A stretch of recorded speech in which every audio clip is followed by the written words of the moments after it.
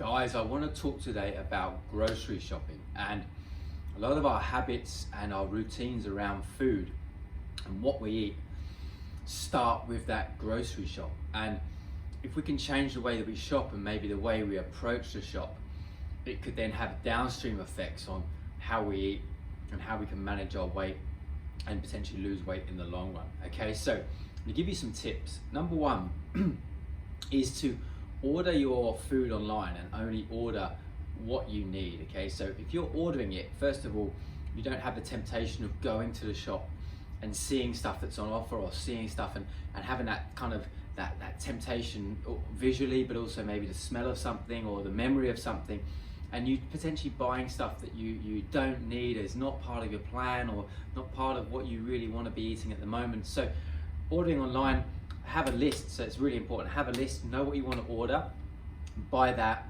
and then just get your groceries delivered. Okay, second point or second tip is not to buy in bulk, which kind of goes against what a lot of people do, because a lot of people do buy in bulk because it can be cheaper, and potentially that you can still buy in bulk, but you've got to be really careful if you do buy a lot of stuff at once, that you then appropriately distribute the amount so that you don't end up again overeating, eating more than you should, and overeating, because you've got all of this stuff available. It's there, it's in your cupboards, it's there ready to eat. The likelihood is you've got so many of them, or so much of whatever it is, that you could eat more than you really bargained for and that you wanted to. So try and think about, if you are going to buy in bulk, maybe distributing things out, and if you've got some that try and maybe give yourself enough for that week and then put the rest away, make it hard to get to. Okay, my third tip is to never go grocery shopping on an empty stomach and go hungry. Okay, we make lots of decisions, or worse decisions, when we're hungry.